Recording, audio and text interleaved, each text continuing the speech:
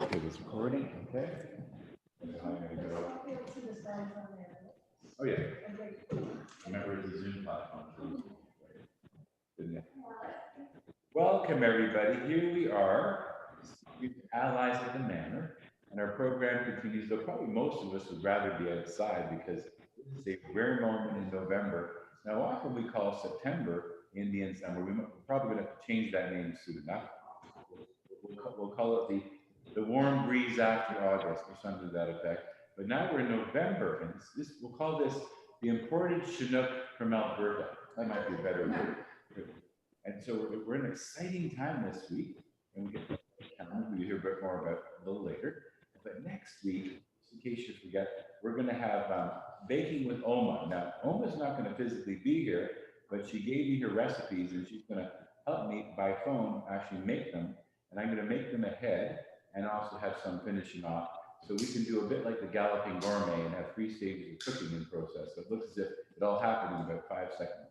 And then we also get to hear from Marie Nickel next week, who will show us and tell us all the stories of Newfoundland mittens. And you say, what are Newfoundland mittens? You may say, well, that's why you need to check in next week and find out more about that. For Newfoundland, well, of course, Newfoundland would invent their own version of mittens, because it's colder there, definitely. And so I'm going to welcome to our wonderful podium our illustrious Susan Johnson, who will tell us a bit more about why we're here today anyways.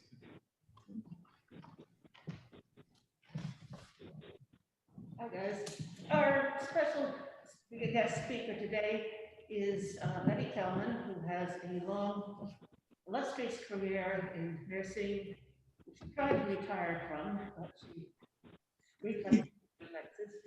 So she's going to tell us a little bit about nursing, because nurses, all healthcare professionals like that, have been in the news for the last several months. Just an idea on what all is involved that they have to do. So, Betty Kelman.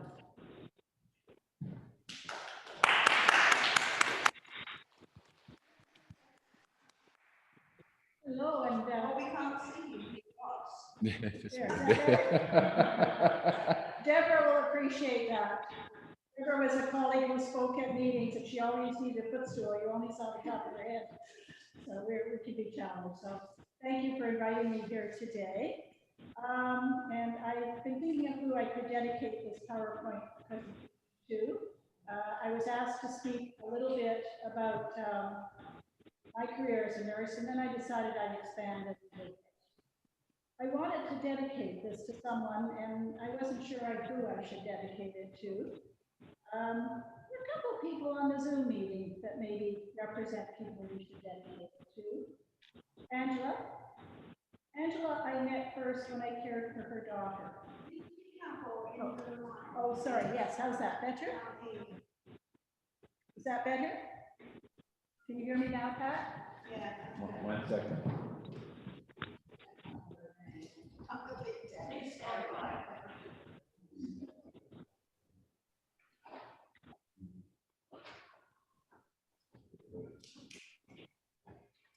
You know what? I didn't turn the house system on, so I'll do that. And,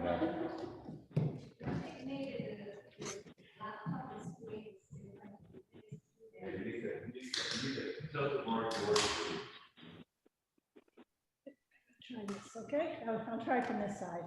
How's that? Yeah. You can look. We can't see you. We can't see you, Bet. That's a good thing, Deb. My slide soon, okay? Betty, we should hear you through the TV. Oh, okay. So, you know what helps if it's on. Oh, yeah.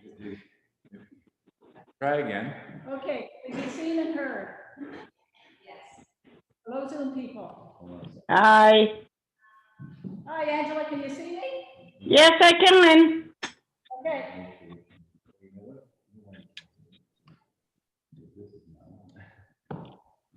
That should be on. There's a way to do this. Bear with me.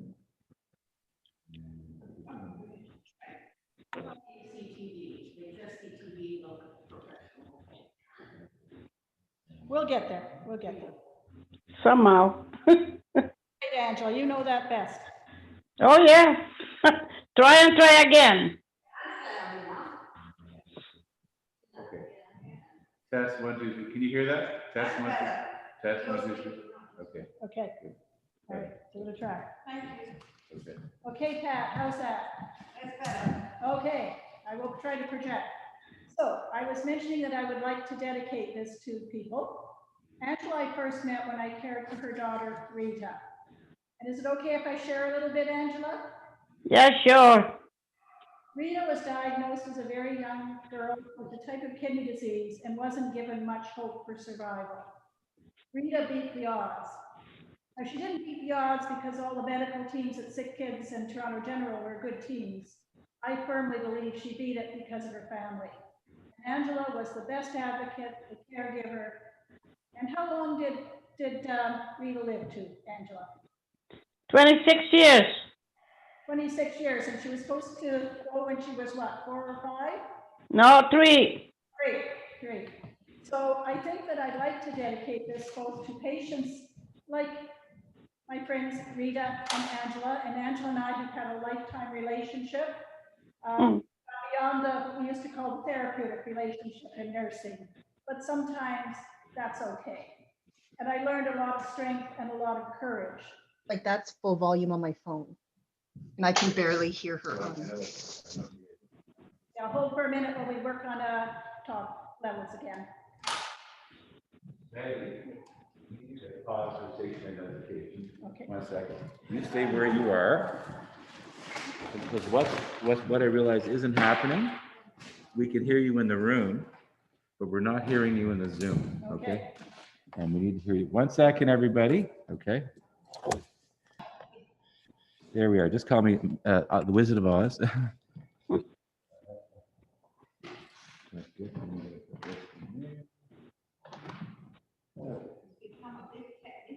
Something like that. If you asked me a year ago how to do this, I would have said, "You're mad."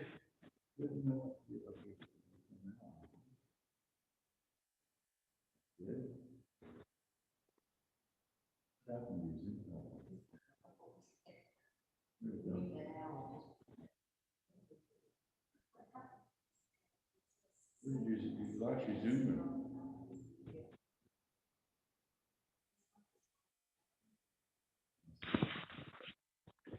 You can hear people. Okay. So what I got to do here, I got to turn this off. That's good. And then mute me. Now.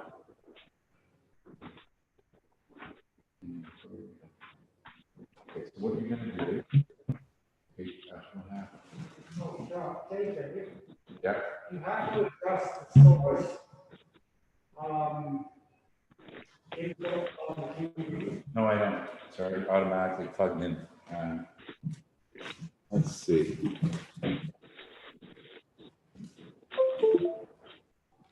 There. Okay. And can you talk now? I'm gonna go see a variant. Okay, we're going to just check with our with Mary Ann in the office to see if the sound is reaching Zoom. Angela, can you hear It's me? reaching me. It's reaching me. Yes, I can see you. I can hear you. Okay, I think we're getting there. You are. Yeah, somehow. Eddie, your mic was muted. It's not muted anymore. That's a good thing. Good thing. I'm muting mine again, though. Yeah, you used to try to keep me quiet at work, so it's working now. Okay, are we ready to roll? Okay, so I'll get back to my dedication, which is really to the patients and the families that I worked with. In Montreal some years ago, a book was published about heroes. And these heroes were the people who lived with kidney failure and dialysis. And the hospital at that point said, you know what? These are the people. These are the ones who lead the way. And these are our heroes. And so my work was with heroes. Now, my other special guest on board is Deborah Appleton, who's a longtime colleague of me. And I was a clinical educator when I first met Deborah. It was after the merger of the Toronto Western and Toronto General Hospitals into the University Health Network. Deb was Toronto General, I was Toronto Western. Need I say anything more? But Deb was one of my orientees that I had to teach about new techniques. Oh, and she was terrible. She questioned everything. She had a brilliant mind and questioned everything. And why did we do it that way and not that way? And we were trying to bring techniques together. But you know, there is a divine justice in the world, because when I left my position as clinical educator, guess who took over? Deborah often talked to me about some of the complex students she then inherited. So there is justice in the world, but Deb went on to do a fantastic job and excelled and really led past me. So those are two people that I will dedicate it to. And the final dedication I have to make today, I heard word today from one of my colleagues, former colleagues at work, that one of our other colleagues who worked with us in the 80s and returned to Greece to put dialysis and nephrology on the map there has passed away from COVID pneumonia. So to Nick Dombros and to all the doctors and all the workers in healthcare, those who are on the front line, to all of us living with COVID, this is dedicated. We're in church. I'm going to begin with a prayer, and this is a nurse's prayer, and then I'll start the PowerPoint. Lord, give me grace on this and every day to do my work the best, not simplest way, and to remember that in all I do, the very smallest task is seen by you. Grant to me courage, Lord, when things go wrong, to stop and think and not rush blindly on. And though the task may not seem fair, I remember that thou too art there. Give me a humble heart that I may know that things worthwhile are not just things that show. For thou, efficiency and skill mean much. The greatest gift of all is human touch. Fill me with love that I may realize the suffering and the pain that round me rise, and grant each day that I may seek to share the burden of the people in my care. Lord, give me strength to help me play my part, to make my work the essence of my heart, and show me patience and true kindness, Lord, that I might spread thy radiance through my ward. So when at night I come back to my rest, I pray that I may feel I've done my best. And Lord, at times I know I forget thee, but please forgive and always be with me and be with you. Listen to one little thing so we can see your beautiful face. There we go. Okay. Now, there you go. Yeah, they see your popping and everything. Okay, and I think we're ready to start the official talk. Okay. Everybody, should I share the screen? Share the screen, please. Okay, I'll share the screen. One second. Bear with me.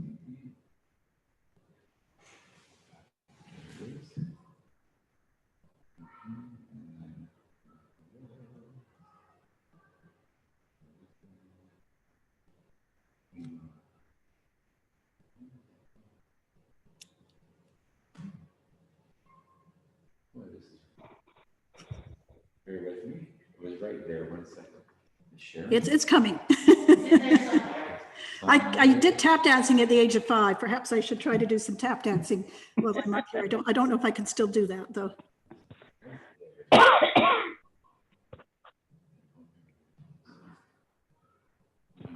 Just don't share yet. Let's try to share again. You know what? I probably should close all the other things I have open. Yeah, let's close my 15 documents. Okay. See how my 15 documents. Well, I used to do a lot of speaking, and I've got to admit my favorite was when we first got the kind of thing like PowerPoint, and I did a wonderful presentation with all kinds of pictures on it, and I was going to do Friday grand rounds for Toronto. And I was doing a talk to a group of people at Sunnybrook and Toronto Western, Toronto General, et cetera, and the PowerPoint failed. And so there I was left with this wonderful talk where I was going to be saying, and in this picture we see, and in this, so I would say, well, in this picture you would see this if I were to describe it for you. So it looks like that might be a potential. You never know. We're getting there. We're getting there. We're getting there. Yes. I think the first talk I ever gave, I thought I'd be very brave, and I was at a podium in St. Joseph's and I had a presentation ready, and voila, they turned the lights out and there was no light. But I thought, okay, well, I'll turn the light on the podium, but there was no light and I was going to read my notes. So that was another corker. That was a fun one too. So we're just going to put this onto slideshow and yay, we got it. Hooray. Well done, John Joseph. Thank you. So this is Adventures in Nursing, and what I decided to do, because I'm also very fond of history, is I thought I'll write a little bit about the history of nursing. It's very close to me, as you'll see. And I also put another couple of my heroes on this slide. You'll see Florence Nightingale. Anybody hear of Florence Nightingale? What was she famous for? Yeah, and where did she get her start? Crimea War, yeah, which is around 1853, 1854, 55. The other woman I'm going to talk to you about is not as well known. Her name is Mary Seacole, and she is also a nurse from the Crimean War. She originally came from Jamaica. So I want to talk about these two people as heroes that I learned about. Now I'm going to make an admission here. When I was speaking one day, Deb knows this, I often would include Florence Nightingale quotes in my talks because I really like Florence Nightingale. And at the end of one talk, one of the younger people in the audience put her hand up and said, Betty, you always talk about Florence Nightingale. May I ask, were you a classmate of hers? Sure. So that's when I decided nursing history needs to be taught. There's a big gap out there for young nurses, so we need to make sure they know it. And I'll go on to the next slide, please. So we can do the official definition of nursing. This is from the International Council of Nurses. It's a more recent one, and it's very wordy, but it encompasses a lot of what nurses do, which is the care of families, groups, communities, sick or well, looking after the ill and the dying, advocating for safe environments, helping educate, helping teach. And these are some of the roles of nurses, as we'll see. And I'll go on to the next slide, which of course is a quote by Florence Nightingale. Now, Florence Nightingale was a young woman, a Victorian woman who was of wealthy parentage, and she elected to spend 10 years arguing with her family why she should become a nurse. It was a vocation for her. She chose not to marry because if she had married in the Victorian age, she would have lost her privileges and rights, and she knew that. For her, nursing was an art. And as this says, it was to be made an art, and it requires as exclusive a devotion, as hard a preparation as any painter or sculptor's work, for what is having to do with the living body, if not treating it as the temple of God's Spirit. She was very religious. She carried her faith through, and it carried her through many, many years. But that was her definition of nursing. We'll move on to the next slide. And here's the young Betty Kelman on graduation day. Yeah, traditional nurse, got the cap on. First time I got to wear the black band on my cap. I have a personal interest in nursing that I'll discuss, and that's my objective today, as well as discussing the history of nursing. And I may share some stories from my personal path along the way. Along the next note, we carry on to the next slide. Now you can see why it's better I went into nursing and not artwork, because that was not something I was skilled at. But I probably drew this in grade 3 or so. My dad died around that time when I was 8, and that was my first exposure to hospitals and so on. And I drew the picture and I wrote, when I grow up. When I grow up, I would like to be a nurse because I like helping people get well. I would go to different countries to help other people. I would wear a white uniform. I would give needles and help perform operations. I clearly didn't have an idea of everything. And soon I would make my own hospital. I hope when I grow up, my mother will be proud of me. So those were my objectives as a young person. Then I met a real nurse and she talked to me about what it was like to live in nursing residence, and I decided that was it. I was never going to be a nurse. So I gave up that dream and said, I'm not doing it. But as I was getting ready to leave grade 13, my sister came home from university. She'd completed everything and couldn't find a job. It was a time when job markets were hard. And so I did something rather unusual for me. I applied to nursing school late. I did not tell my mother I had done it. I have to tell you, my whole family is nothing against healthcare, but they don't like anything to do with hospitals, and there's no healthcare practitioners in my family. So I didn't tell her, and then I realized I better, because I thought some letters might be coming back for me. And indeed, of the 3 schools I applied to, one in London, one in Toronto, and one in Timmins, my hometown, I was accepted at 2. One was Timmins, and I knew my mother would never survive nursing training. She just wouldn't be able to make it. And so I chose to go to Toronto Western Hospital for my training. Now, I did often think I was probably the only student in that year who kept having letters from her mother saying, you don't need to do this, you can come home. So that was the style. But I made it through, and we were the first 2-year program to be developed as they were transitioning from hospital training to college training. So my program was at Atkinson School of Nursing at Toronto Western Hospital, but we took some of our classes at George Brown in Kensington Market. And then gradually, we were the last class, we were phased out of the hospital training program, and it moved on to colleges and to universities. So that's a very brief personal interest in where I went from a young age to my completion. And now we're going to look at, I believe, the history of nursing. I think that's the next slide. So when we think of what nursing is, nurse also comes from the word to nurse a child, to care for a child. And many people thought that women were the best people to do the work of nursing, because it really is an extension of the work of mothers.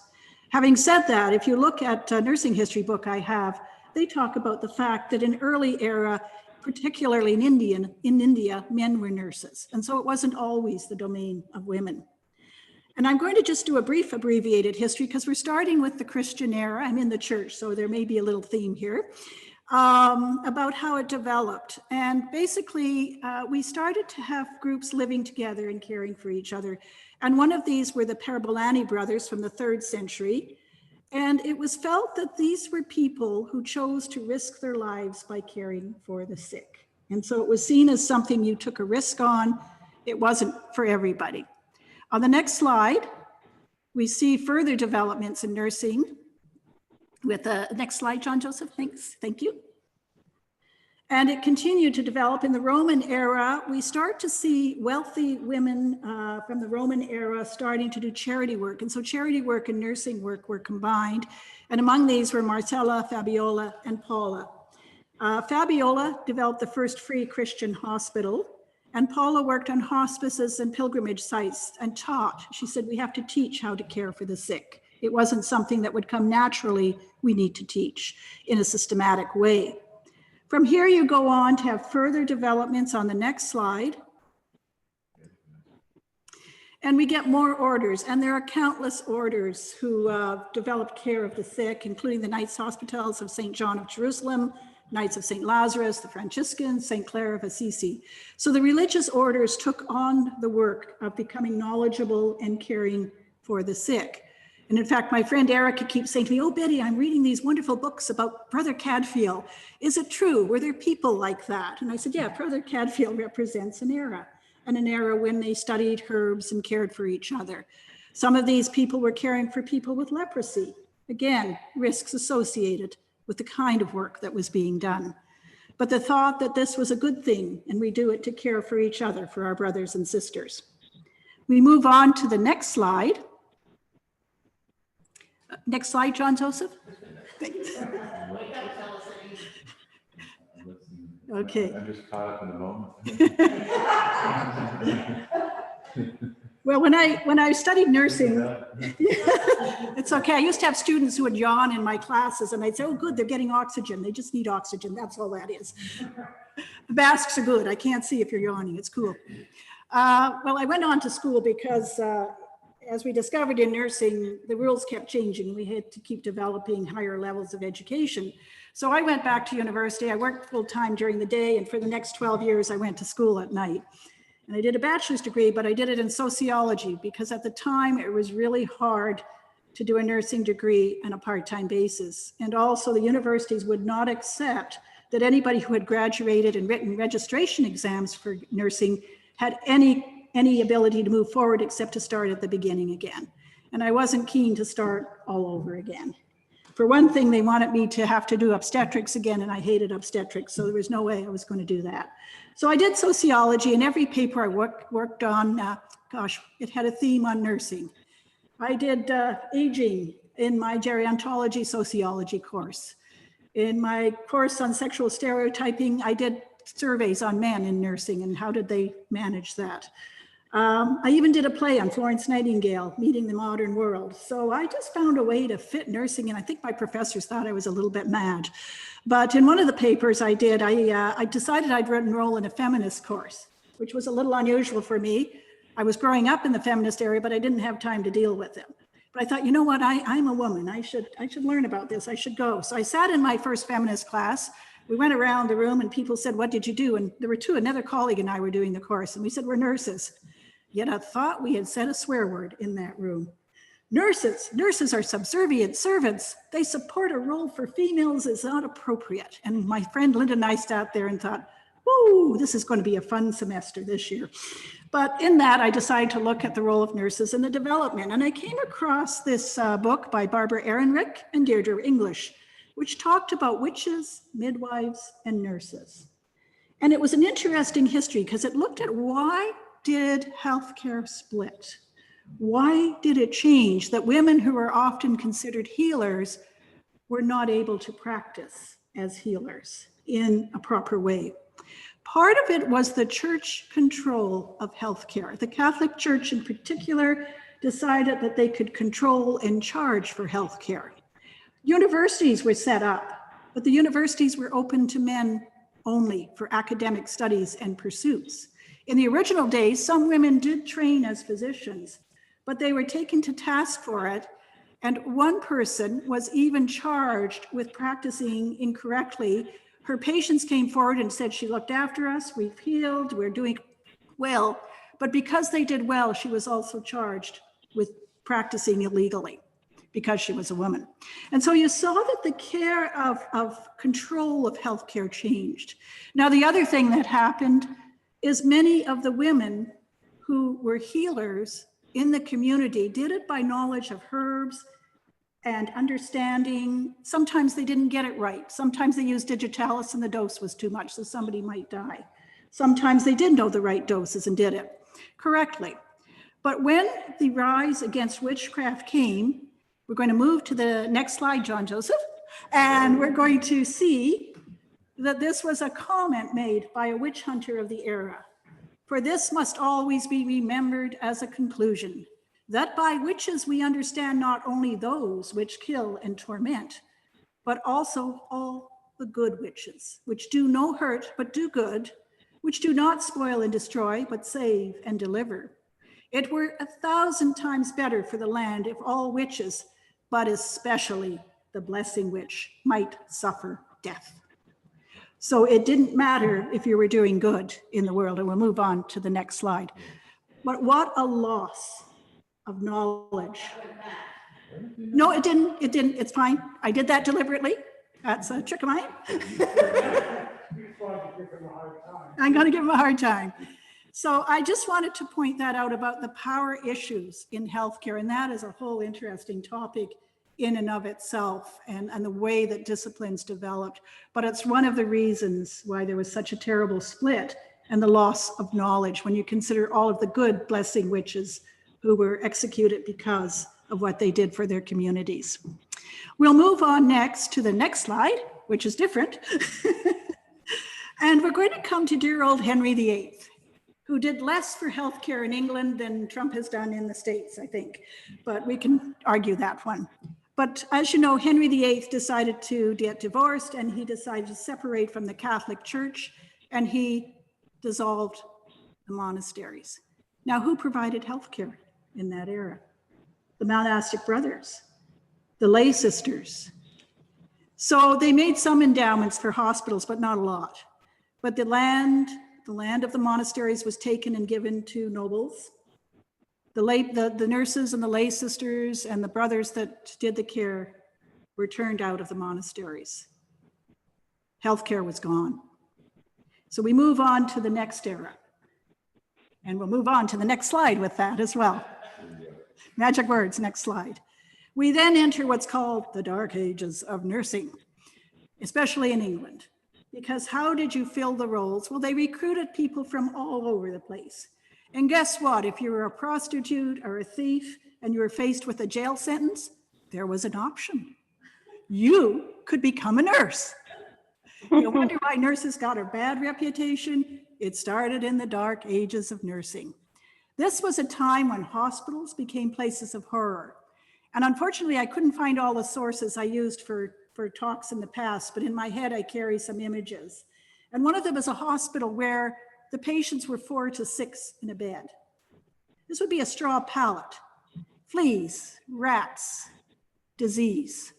These were not good hospitals. The nurses, the people fulfilling their sentences instead of going to jail, didn't have anywhere to sleep. Guess where they lay their heads down to rest? You lay down with the patients and slept with the patients. So you guys are learning about how to protect yourself from germs this era. Can you imagine how good were those hospitals in those days? Well, let's move on. The area is ripe for the next slide. And, we're not moving on quite. This is from my memory, but Napoleon also did an experiment in France. He decided to get rid of the nursing sisters and the places where the sick were cared for. If anybody has ever seen the opera Dialogue of the Carmelites, it's a nice example of how the convents were taken care of and the nuns were guillotined for their efforts. So Napoleon's idea was, let's replace these with lay people. And again, this is just a quote that stayed in my head from something I read for one of those school papers. The lay people did it, but they soon said, you know what, this is dirty, dangerous, and poorly paid, and we don't want to do it. It reverted back to nursing sisters and nursing brothers, because there's something about this being a vocation, of work that can be considered dangerous. And why would you do it unless you were doing it with your heart and with your faith? And so you see again a division of labor, particularly in the Catholic countries, where care often remained under the Catholic institutes. Now we move on to the next slide.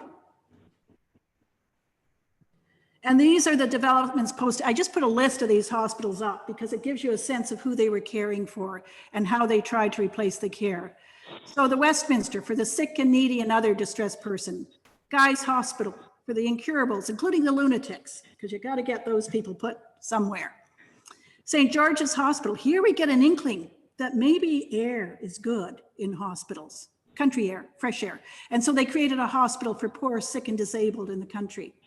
Foundling hospitals, because of the number of infants abandoned by children, and they had to go somewhere. The London Hospital for the sick and injured poor of the East End, and Pat, probably you've heard of the London Hospital.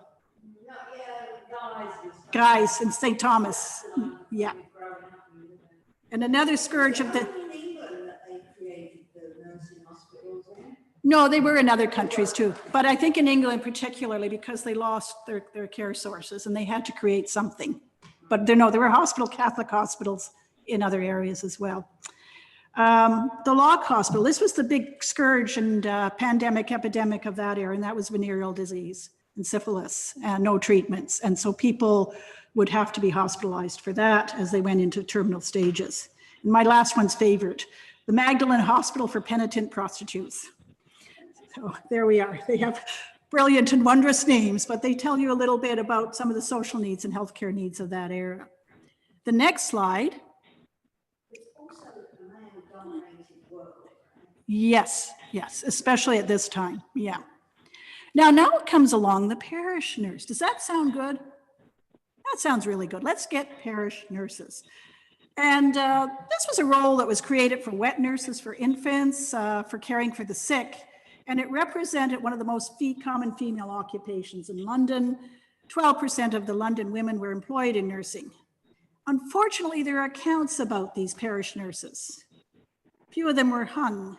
Few of them were executed because they didn't really look after people very well. They took them in and they misused and they abused and they took money, but they didn't care very well for them. So our thought of a parish nurse in modern times is quite different. than some of these parish nurses in the old ages. And in fact, I guess the next slide, John Joseph, will go on, has an example of a couple of these lovely nurses. Charles Dickens was known to write of them. There was Sarah Gamp, and then there was another one called Betsy Prigg. And these fictional nurses represented what nurses were at the time, much as I hate to say this. Nice, dissolute, sloppy, and generally drunk. The demon gin was on the streets, and along with venereal disease, gin and toxicity from gin drinking was a big, big problem in those days. They were untrained, they were incompetent, and they didn't really provide care that we think of as nursing care. They were considered brutal, they exploited their patients, and they had a total ignorance of what care was needed. Now, I'm not saying this is all your parish nurses, but certainly many of them had a bad reputation. And as I said, some were brought to trial for the atrocities that they did do. Well, this leaves us a really open field. Do you think we need to improve something here, especially in England? So let's move to the next slide. My heroine, Florence Nightingale, is on the scene. Born in 1820, she lived till 1910, 90 years. She lived a good life and a long life. Extremely well educated. She came from an upper class. Her father taught her. She read the classics. She studied, she traveled, and she desperately wanted a vocation. When she traveled, she used to go and look at places where nursing care was provided, where healthcare was given, and she dreamed of being a nurse.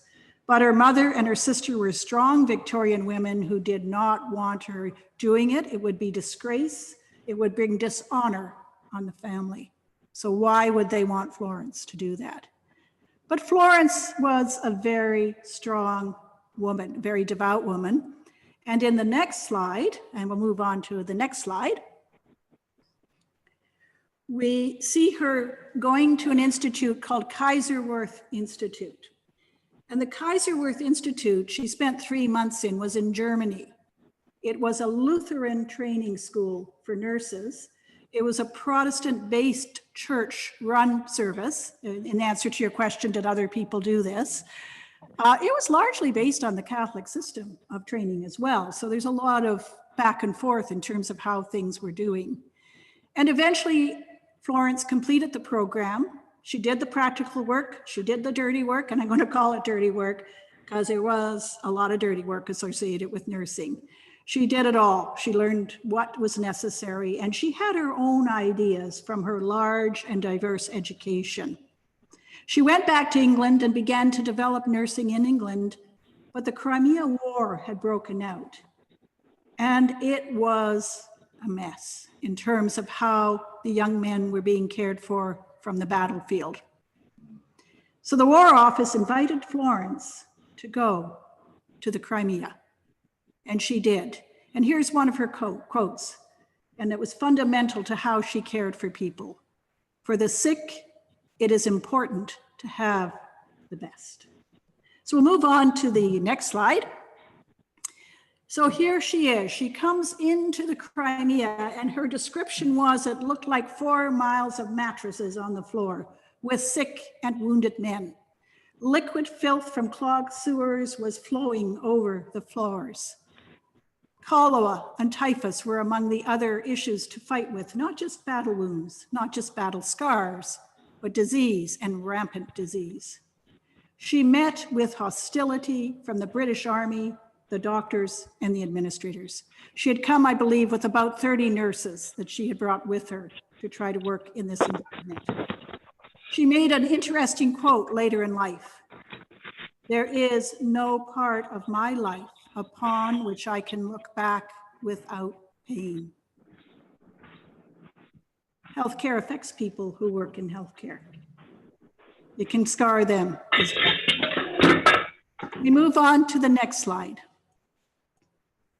This is her description of war, and we are coming up to the Remembrance Day services when we honor. But remember, Florence had to fight the British military. What the horrors of war are, no one can imagine. They are not wounds and blood and fever, spotted and low, or dysentery, chronic and acute, cold and heat and famine. They are intoxication, drunken brutality, demoralization and disorder on the part of the inferior, jealousies, meanness, indifference, selfish brutality on the part of the superior. So we see that she became known as a lady with a lamp. Now, has anybody ever heard of the lady with the axe? We think of her as the lady with the lamp. What a glorious romantic image of Florence going through the wards. Remember, covered with filth from sewers, people screaming, people dying, people wounded. But Florence began to tidy things up. She did not meet with help. In fact, some of the British military refused to let her have supplies. Now, it's hard to find the comment, lady with an axe, but I went to a one woman play by a woman who studied Florence Nightingale, and she entitled it The Lady with the Axe. Because Florence got so fed up one day, she got a sergeant from the military, she brought him with an axe to the storeroom and she chopped the door down. She got her supplies. She did what she needed to do to change the conditions under which she was working, and she did. With her, she brought her concepts of what good nursing care is, and she had based those on all her studies. What a novel concept: fresh air, good food, cleanliness, hygienic practices.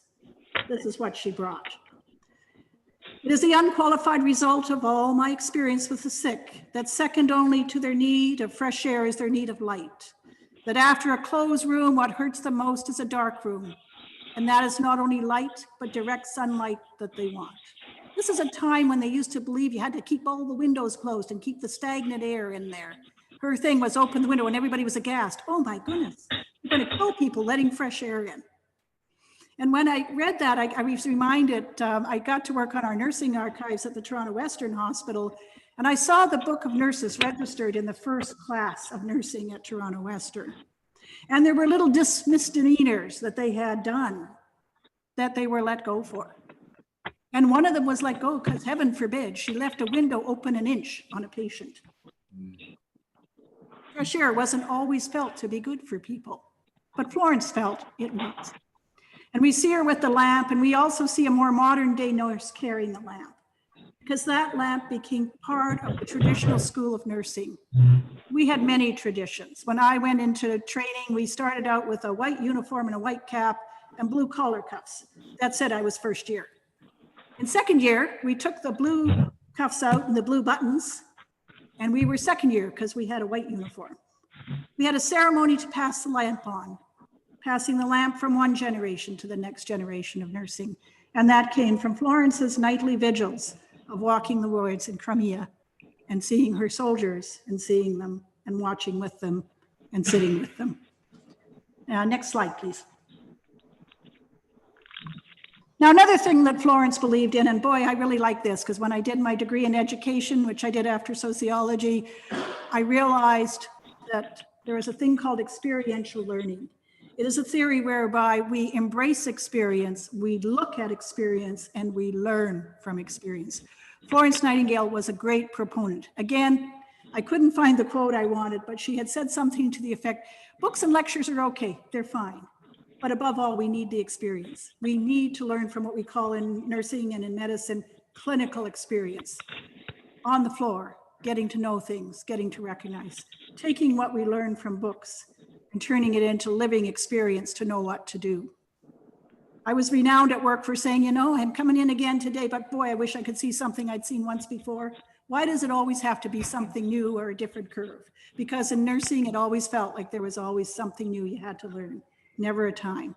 So for Florence, she felt the most important practical lesson that can be given to nurses is to teach them what to observe, how to observe, what indicates improvement, what indicates the reverse. What's more important? Which are the areas of evidence of neglect and what kind of neglect? And how do we fix what we're seeing through observation, understanding, reflection, and experience? We'll go on to the next slide. Well, I thought I better pull a human, and this is getting pretty heavy. So Nightingale had some frustrations. She dealt with the army. She dealt with the sick. There was a war going on. But this was a comment recorded by somebody from the nurses she came out with. I came out, ma'am, prepared to submit to everything, to be put on in every way. But there are some things, ma'am, there are some things one cannot tolerate to submit to. And what were those things? We'll go on to the next slide and find out. It's the caps, ma'am. They suit one face and some suits another. And if I'd known, ma'am, about the caps, great as my desire was to come out to nurse at Scutari, I would not have come, ma'am. And I just picture Florence in the midst of all this and her nurses complaining that their caps weren't very flattering to them. And I thought, wow, talk about frustration on frustration. Florence doesn't stop there though, as our next slide will show. And we'll just move on to the next slide. Now, what on earth does a crinoline have to do with nursing? Well, I have here a copy of Notes on Nursing, one of the textbooks written by Florence Nightingale. And in it, she comments, among things, about fresh food, nutrition, good environments for people. But if I can find it, here we are. Some of her comments, because they would get people called lady probationers coming in to help at the hospital, and the ladies would come. The fidget of silk and of crinoline, the rattling of keys, the creaking of stays and of shoes will do a patient more harm than all the medicines in the world will do him good. She goes on to also state in her comments, fortunate it is if her skirts do not catch fire, and if the nurse does give herself up as a sacrifice together with her patient, to be burnt in her own petticoats. I wish the Registrar General would tell us the exact number of deaths by burning occasioned by this absurd and hideous caution. And here's a final clinker. I wish too that people who wear crinoline could see the indecency of their own dress as other people do. A respectable elderly woman stooping forward, invested in crinoline, exposes quite as much of her own person to the patient lying in the room as any opera dancer does on the stage. But no one will ever tell her this unpleasant truth. So I think Florence had some comments on what a good uniform would be as well. What's that? She did wear a dress and a veil, but not a massive crinoline. And in fact, in a later slide, I think I have a picture of her with some of her nurses. But it was a typical Victorian dress, but not as flouncy and so on. So I hope that was a little bit of humor for you, although I don't know if the effigy of burning nurses is something you want to think about. But anyway, dangerous. It was a risky business. What can we say? We'll move on to the next slide. So basically, Florence was a woman of action. And she went on to work with the War Office in Britain to change the military, to set up training schools for medical doctors in the army. She also was a great statistician. She collected statistics on public health and wrote recommendations. She not only wrote about what they should do in India, but she heard in England, but she heard about appalling conditions in India. So she asked for statistics from there. She did not travel to India, but she offered recommendations and advice for how they could change things. She set up nursing schools. She did have lady probationers and lay probationers.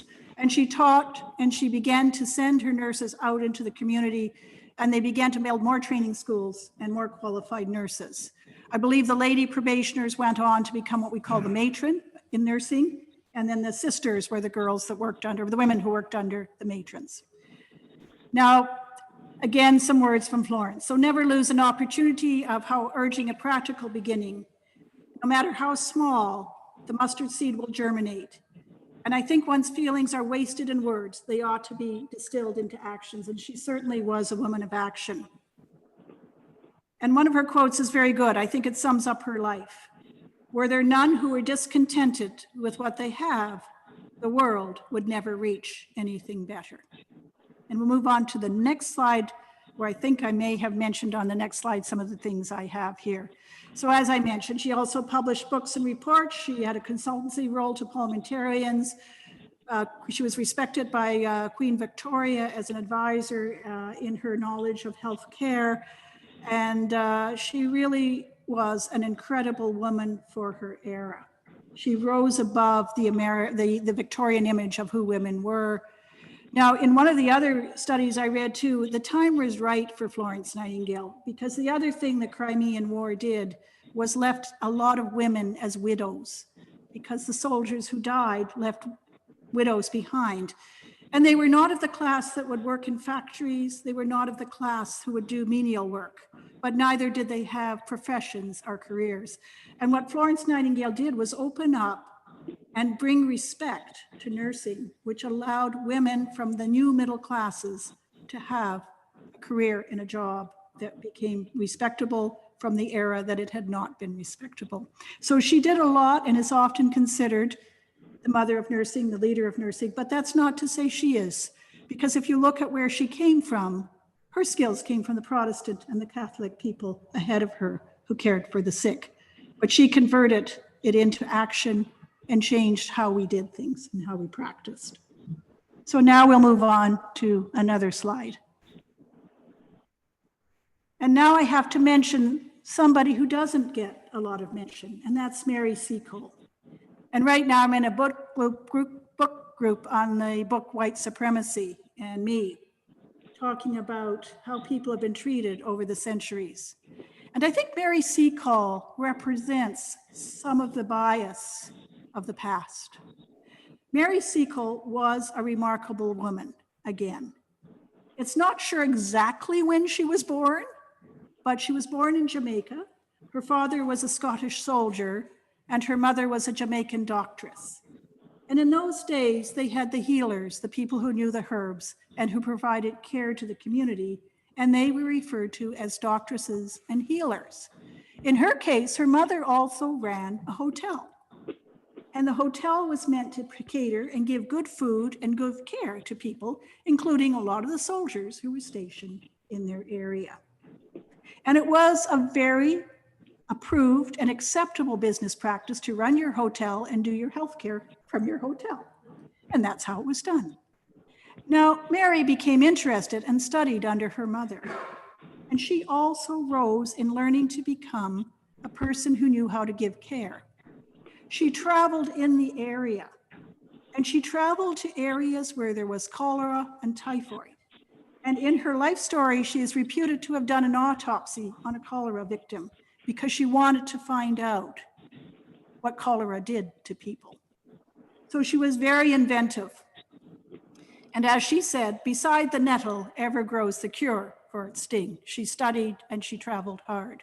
She didn't have what we would call formal training as a nurse, but she certainly had the experience of what nursing was, and particularly in such things as epidemics of cholera and typhoid. Later, she published her book, Wonderful Adventures of Mrs. Seacole.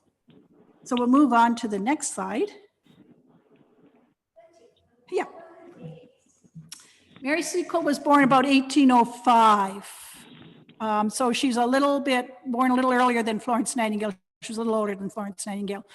I was looking at it and trying to calculate it because she did end up in the Crimea. She went when she was in her 50s. Florence was there in her 30s. So a bit of an age division.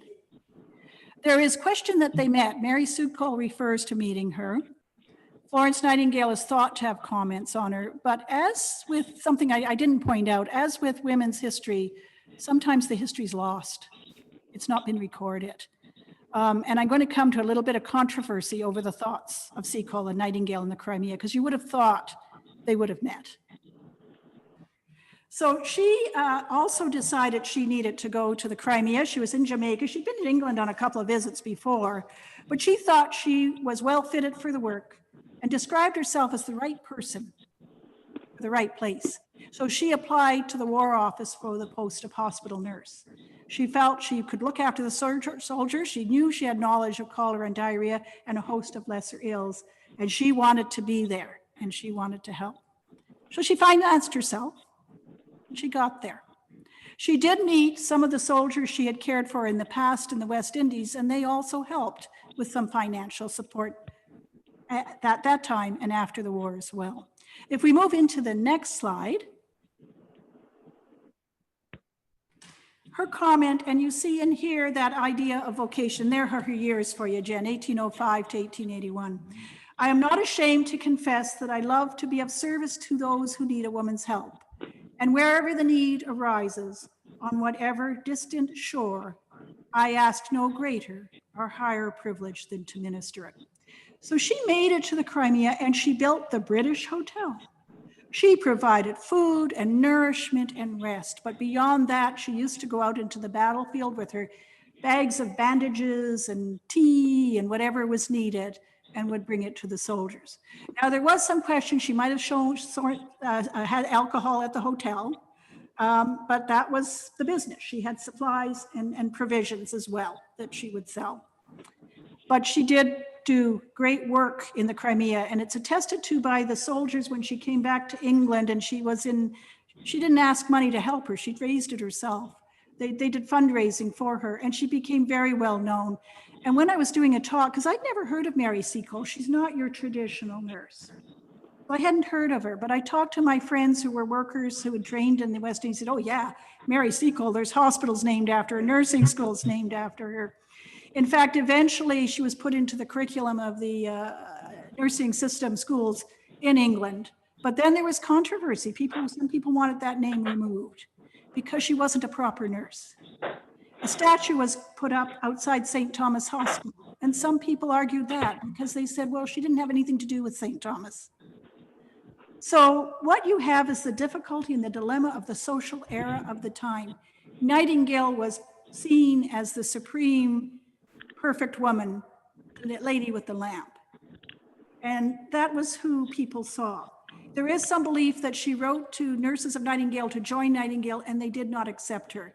And Mary's thought was, it was because I'm not the right color to go with those nurses. So there was a division, I suspect. And again, there's not enough written about it to tell us what that was, but there are researchers and people now trying to understand what role did these two remarkable women play. But to me, they represented what nursing is. Remember the witches of the era who knew herbs, who knew care, who had experience, but didn't have school training. And the people who went for the academic training. There's still that divisional spread sort of contained within the story of Mary and Florence. I'll move on to the next slide. She too saw war, and her comments were, the death in the trenches touched me deeply. And when I woke at night and heard the thunder of the guns fiercer than usual, I great dread at the dawn, which might usher in bad news. Others have described the horror of those fatal trenches, but the real history has never been written. So I think I agree, a lot of history has never been written. And we'll go into the last slide here on Mary Seacole, and if I have time, I'll talk about me after. This was from a reporter who was in the Crimea, and he said, I have witnessed her devotion and her courage. I have already borne testimony to her services to all who needed them. And I trust that England will not forget one who nursed her sick, who sought out her wounded to aid and succor them, and who performed the last offices for some of her illustrious dead. Indeed, I think a very noble woman who rose to an occasion and brought her experiences and tried to alleviate a situation that was not a good situation. So, well, a little bit of levity. This is me at my best. I had many uniforms in nursing. I may have to explain one of them. I suspect I probably do need to explain one of them. But we'll go on to the next slide. And I'm just going to interject. Is it okay? Do I have time, John Joseph? Oh, yeah, okay. Forever. Not forever. I'll talk too much. This is my short CV from my time of graduation, which was marked with the traditional long-sleeved uniform, which I never wore on the wards. It was totally useless to nursing, but really great to graduate in. And our red roses, because we were the last class. So we graduated from Convocation Call at University of Toronto as the last hospital nursing class from Toronto Western. And the latter picture is my retirement time, which seemed to have flowers again. and in which my colleagues were very kind to me. I started out as a staff nurse. I did something unusual. I went into a unit. I didn't do traditional ward nursing. I went into something called the peritoneal dialysis unit, which is a treatment center for people with kidney disease. From there, I had a chance at a managerial job, for which I am ever so thankful I did not get. I'd be a terrible manager. I would have been awful at management. But it was borne in upon me that I would not go further in my career without education. I was offered a job as a research nurse. Won't tell you my bunny stories. I taught the technicians how to dialyze bunnies and learned how to take blood on bunnies. It's a different experience, but it can be done. I only did that for about a year, and there was an offer to become a clinical educator. And so I went back into another day job as an educator, which was very good because then I could go to school at night. And so I spent many years an educator. Things were tight along the way. When budgets were bad, the first area to be slashed in hospitals often was education. So sort of came on the carpet a couple of times getting ready to lose my job as budget cuts occurred, but I seemed to survive those. But it looked like there was another one on the way. And they were offering something, a pilot project. They wanted to see if nurse practitioners could function in a hospital setting. I didn't want to do it. Didn't sound like me at all. So I let the first course go, I let the second course go, and then colleagues were saying, you really ought to try this, Betty. And I thought, I'm going to lose my job as an educator. Maybe it's time to take a plunge. So I became one of the first nurse practitioners in a hospital setting. And I did that job for about 17 years before I retired. And it was at a very exciting time because we were not quite sure what a nurse practitioner did. My patients would say to me, what's a nurse practitioner? I said, it's a nurse who keeps practicing until she gets it right. So and then as you notice, Florence Nightingale comes in. Let us never consider ourselves finished. We must be learning all our lives. And I devoutly believe we learn every day. It's what keeps us young. I'll go on to the next slide, John Joseph. Well, the heart of my career, although technically I really ought to say the kidney of my career, because kidneys were my organ, not the heart. But it was a journey of caring, and it was day to day, moment to moment. It was the concept of people living with chronic disease. I got to know my patients not just from day to day, but some of them I looked after coming back and forth to hospital over years, 10 years, 20 years, and we followed their path. There was usually an inevitable end. The role changed, but the focus remained. And whatever I did, whether it was research or education or being a practicing nurse, trying to practice, patients were always my center, my challenges and self-growth. And these were the real heroes for me. These were my heroes. And it's hard to tell stories about patients because you feel kind of, some of them are very confidential and that can't be shared. But I thought of three people that I'm going to say who maybe affected me just as examples. And what they taught me, because we learned so much. Bill was the first patient I saw die in my dialysis unit. I was working night shift. We knew he had a bad heart. He had hepatitis. He was isolated for that. At that time, we did fairly serious isolation measures because some dialysis personnel had died from hepatitis, so we wanted to be careful. One night I come in to look after him, a night shift actually, before he died, and I came in the room and he said, Betty, stay away from me. Don't come in. I said, what's wrong? I got to do your blood pressure. He said, no, you can't come in. Over the night, I realized we had a young nurse on evening shift, and she treated him untouchable. And through the evening, she had made him feel like he was less than a human being.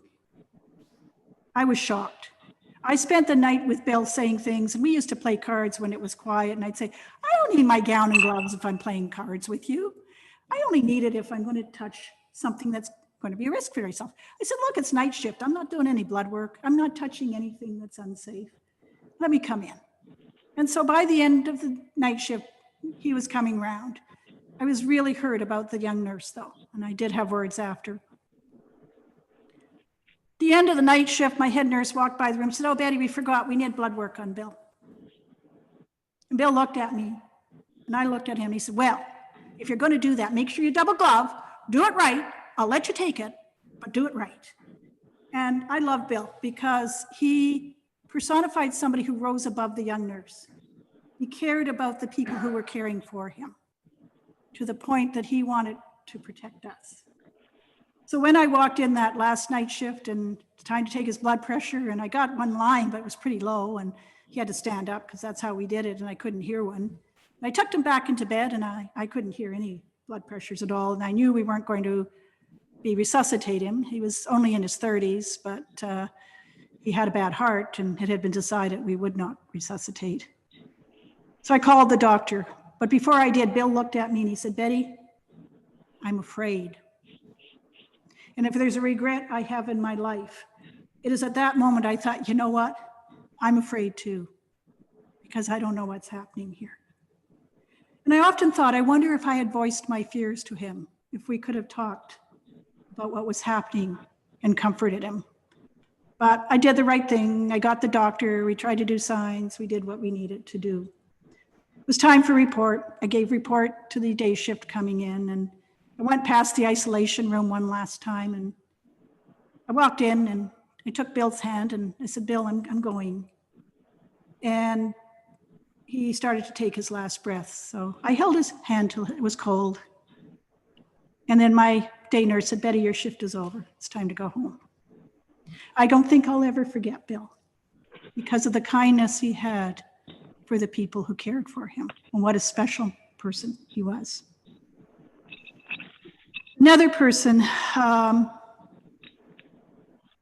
who also touched me was Elaine. And Elaine had a very serious complication.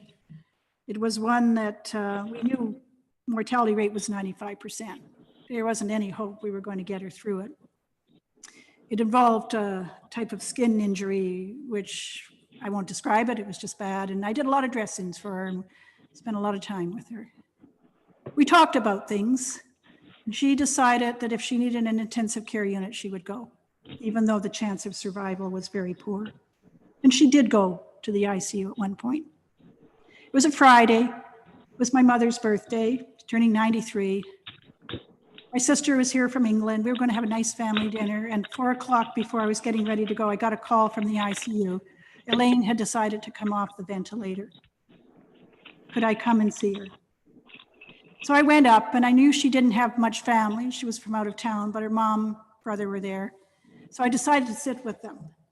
You never know how long someone has when they come off a ventilator. And I sat for a couple of hours, and I kept sitting, and I kept thinking of my mother at home. And that's when you have serious problems. Where does your heart lie? Where should you be? But after about 3 hours, I went to the family and said, "You know, I'd love to stay with you till the end, but I'm afraid my mother's at home and it's her birthday." And they understood, so I went home. I got there, I had told them to have supper because my family learned if I didn't make it home for dinner, you eat. It was kind of rule of thumb. If she's not home by 6 o'clock, forget it, she's not getting there. So I had birthday cake with my mother, and it was my mother's last birthday. And I often felt badly about that. But I had the greatest mom on earth. She once said to me, "You've been a good daughter. I know you feel guilty about everything on earth. I always say I created the Middle East conflict and anything else wrong with the world. If you got guilt, it's me and I will have it." When my mother said, "Don't ever be guilty." So I always remember that. We had a good birthday. But Elaine taught me some things in the times that I spent with her. I think I won't tell any more stories about people. There are many that touched me. I mean, Eric was actually a patient who wanted me to go to his funky music concert. I didn't know what funky music was, but I went. You know, hey, why not? So I did cross those therapeutic barriers sometimes.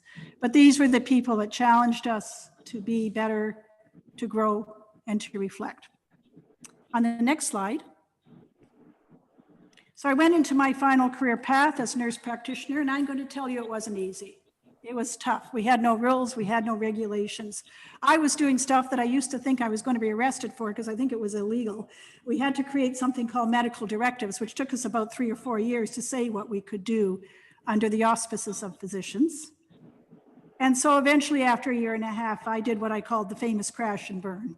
I found I couldn't do it. I was feeling too guilty about anything that went wrong.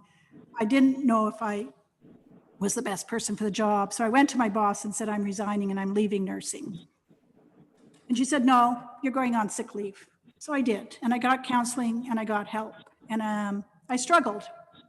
I decided I should leave nursing. In fact, I tried to quit 3 times, but boy, did I ever have supportive bosses. They just said, go home, think about it, think about it. And then I put my letter of final resignation on a Friday night, and I came here to church at Manor Road. And the minister spoke of service. It was Service Sunday, and what it meant to be there for others and to do for others. And I sat in the congregation and I thought, I'm unhappy, not just because I found it going hard in the job, because I'm not doing what I enjoy doing. So I went back and I went in on Monday. I said, can I tear up my letter? They said, yeah, come on back. And then I went in and continued for 17 more years working as a nurse practitioner. We got through the hard stuff. We got through the hard stuff. So I'm going to say my life, a bit like nursing, for me is a vocation. It was a dedication. The last part of my career, 30% of my patients were people on dialysis who chose to stop dialysis. So I learned a new specialty. I learned about palliative care and end-of-life care. And I carry a lot of people in my heart. I used to say to families, and I said, they'll never leave us. They will always be with us. And we always carry these people we care about in our heart. And they taught me so much about living, about dignity, about suffering, about living with suffering, about caring. So I'm going to try to lighten up a bit if that's possible. And I'll go to the next slide, please. So I won't go into this too much, but this was just, I was going to tell you about dialysis, but I won't. Suffice to say, the unit I worked in was a world-class leader. We developed a new technique in dialysis, which dropped mortality rates from 80% in the first, 60% in the first year to 80% in the second year to 12%. It was massive. And we spent a lot of time teaching others about the technique that was discovered. And I was proud to be a very small element of the team that taught nurses and doctors from around the world. This picture of the group is our first worldwide nursing session on the new concept of continuous ambulatory peritoneal dialysis. We had nurses from the States, from Switzerland, from England attend. And it was an honor to teach them about the things that we shared. Okay, dear John Joseph? Very good. Okay, I'll get the next slide then, please. Okay. So why did I get to be a clown? Well, when you go through any program, you have mentors, or as we sometimes call them in nursing, we used to say mentors, just depending on how the day was going. But Sharon, beside me when I graduated the first time from U of T, helped me forge my goals and what I was doing. But I always teach Sharon because before Wheel-Trans came out, we came up with a concept in the unit, or she did, that we would raise money for a van. And one of our nurses' husbands had agreed to drive around the city at 5 in the morning and pick up our patients for dialysis and drive the ones that were coming off their treatment home, because our treatment was a 20-hour treatment. And there's a picture of Dr. Areopoulos there with myself and one of our other nurses and his 2 sons. Dr. Areopoulos was the discoverer, and well, he didn't really discover the technique. It was a technique developed in the States but brought to Canada, and we really worked on it here. We had different equipment that we could do. And my nurse manager, whom I love dearly, said to me, and another nurse, she said, we're going to do a fundraiser. Demetra, you're going to be the perfect professional nurse. You're going to wear your cap, you're going to look great, and you're going to do blood pressures for everybody. We're going to offer that at the fundraising table.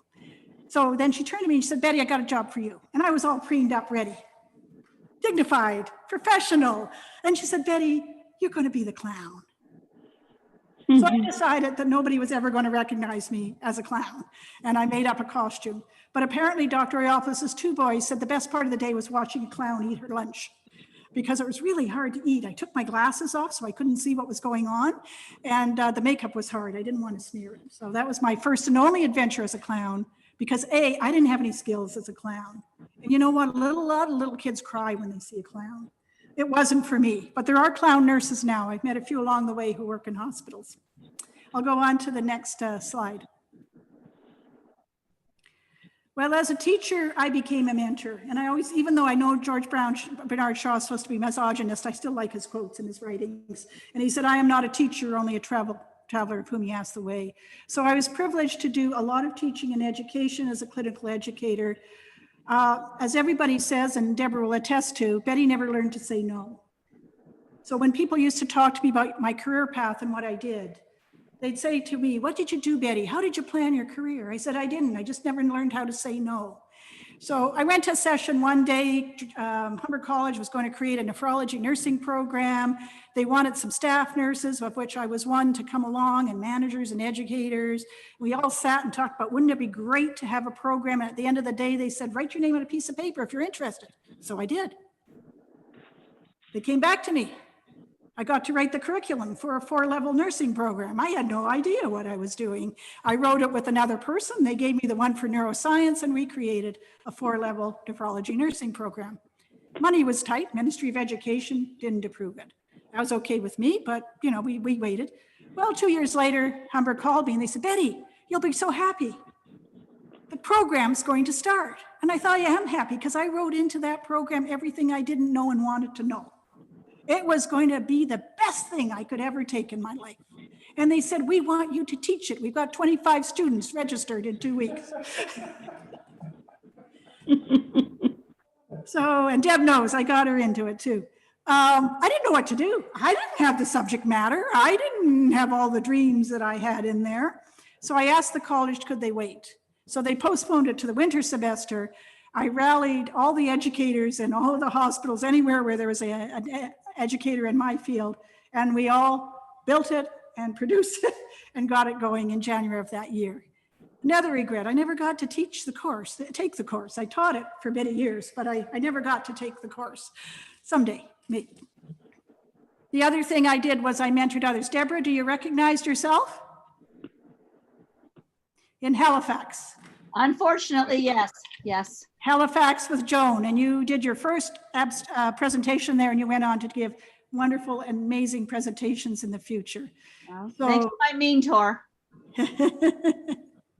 So it was wonderful to watch people grow and develop. And when I started teaching, classroom teaching, a nurse would put up her hand and say, Betty, you've just explained something I saw in my patient. Can I share my story? And it was like seeing these light bulbs go in, because sometimes you experience things, but you don't understand what's going on behind them.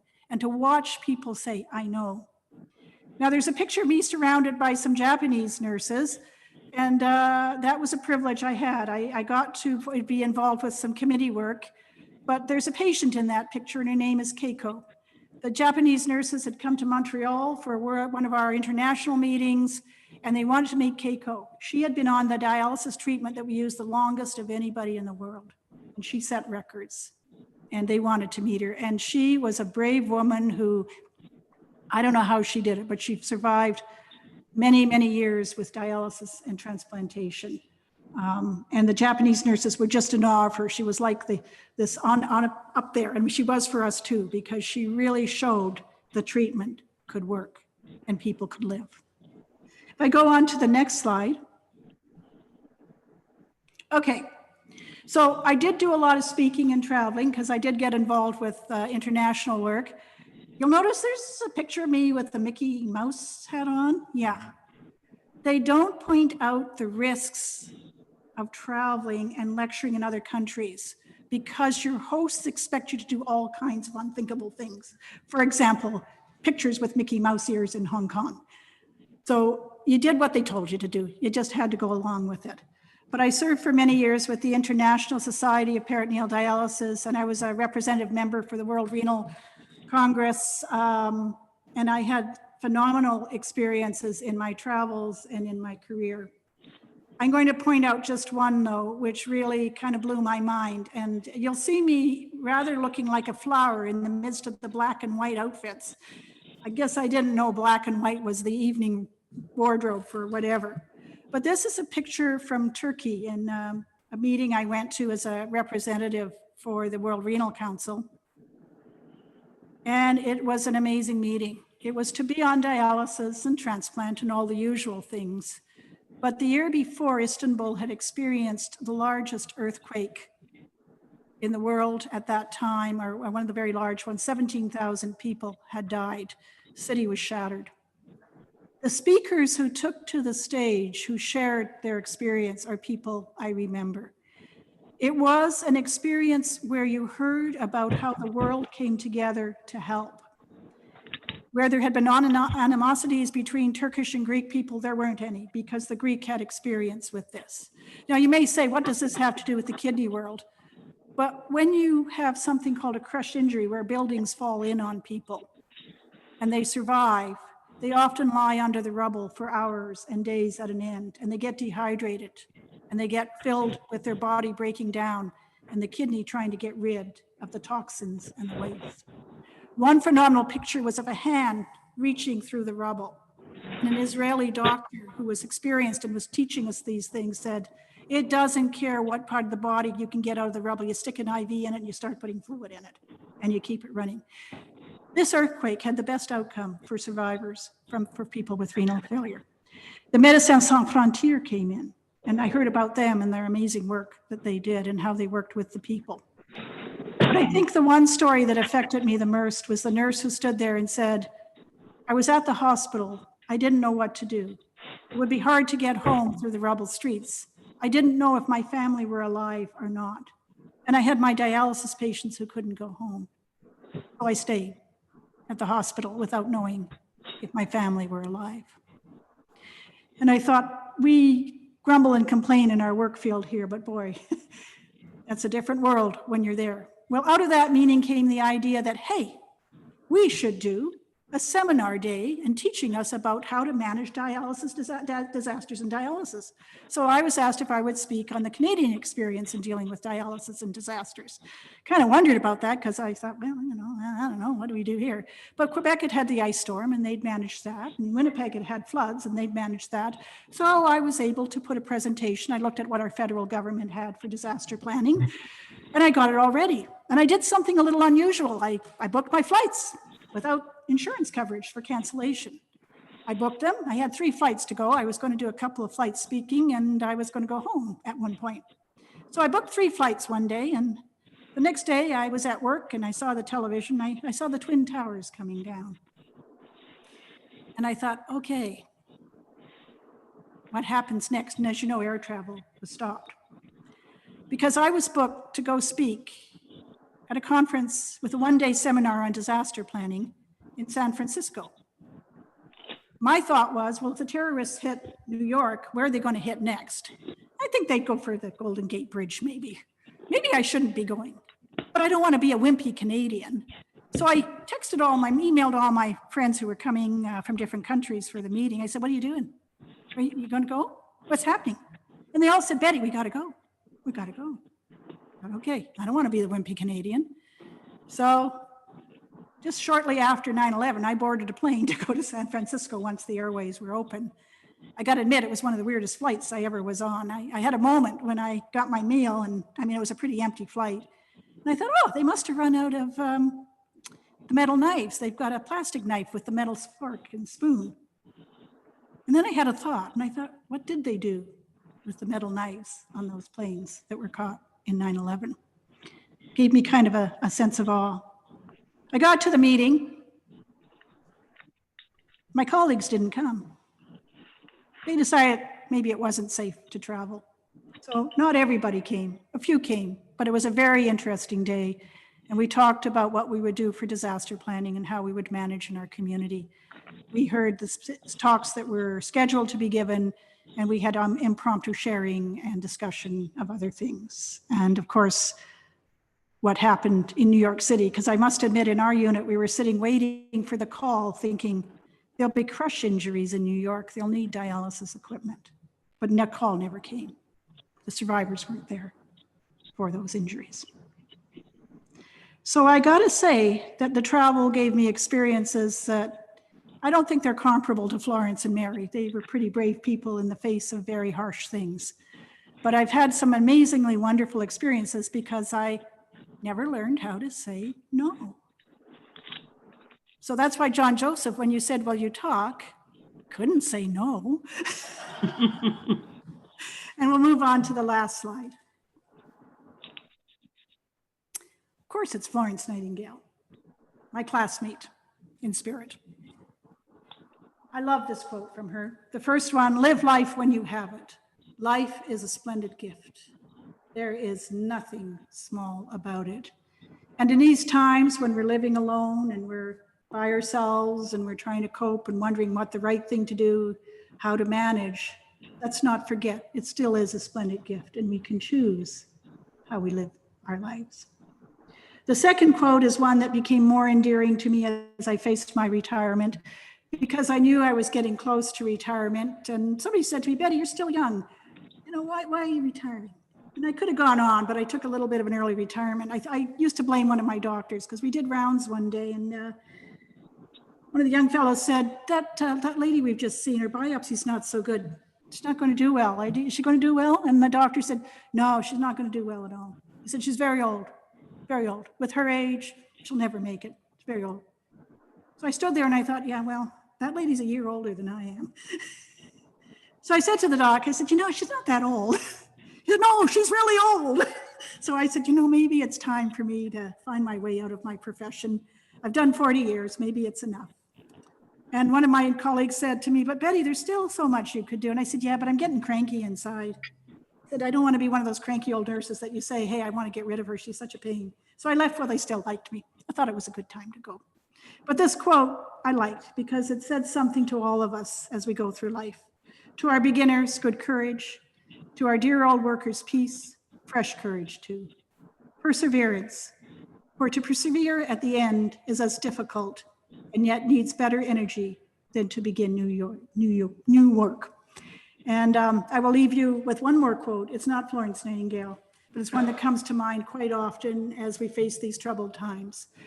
And as I sit alone, and my only family's in England, but I got good friends here, got good Zooms here. And I always think of the phrase from the United Church Creed: we are not alone. In life, in death, beyond death, we are not alone. Thank you for sharing with me today and letting me share.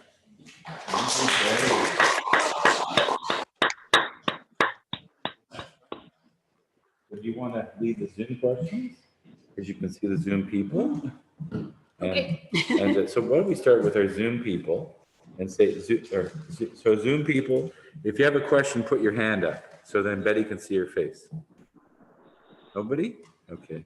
Oh, I don't know how to do those. I don't know how to do that hand business.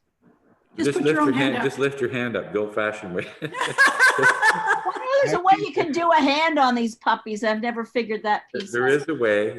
Is that? I don't either. Does somebody have a question? Any No? questions or No. It's So just just that say- with a comment. comment, Deb? Okay. Just thank you. Thank you. I did tease you earlier when you gave me the invite. I said, Betty, I thought we worked on this. I thought I told you to say no. But no, you can't say no. And that's a blessing to all of us. Thank you, my friend. That was wonderful. All right. Thank you. And anybody here? Question, comment? Yeah, thanks very much, Becky. That's really interesting. Was Florence Nightingale the one who discovered the washing? What's that? Was Florence Nightingale the one who discovered washing? Yeah, like, Yeah. you know, you have Yeah. to clean hands Yeah. and everything. Yeah, I'm going to say that's a tough one. I'm not quite sure of the correct answer. I have to go back and look at the history of hand washing. Next lecture, the history of hand washing. How exciting could that be? Let me just comment here. What I heard, I mean, this is one of those, is it part of the story or not, was that prior to Florence Nightingale, doctors were not washing their hands between patients. And what she did, there's actually one of the Hollywood films that shows that, and the doctors think she's out of her mind. Because, you know, they were doctors and they were male, you know, and they knew better. Well, of course, Florence Nightingale saved thousands of lives because of that. There was another nurse in the 1920s who did something similar, and the doctors thought she was out of her mind, of course. But, but there we go. Yeah. But, No, I think hygiene practices, because Florence really did work on hygiene practices. There's also Lister, though, and Lister was a doctor who wanted to bring hygiene changes, because believe it or not, doctors used to wear their black coats when they were working, and they were signs of honor, and they would be crusted with blood and God knows what. Sorry, Lord, I said a bad word in there. I didn't mean to do that. And they had anything on their coats, and they were so filthy and so dirty that the suggestion was the reason why babies were dying in birth was because these very filthy clothes were worn near them. So hand washing and hygiene, I'm going to say was both physician and nursing practice, but I'm not clearly sure who it, but certainly Florence's idea was hygiene. Mary Seacole was too. In fact, one of the articles I was reading suggested that maybe Florence learned about hygiene from Mary Seacole because she was big on it. But I think Florence already had that from her previous practice. Pat? Yeah, even the Greeks and Romans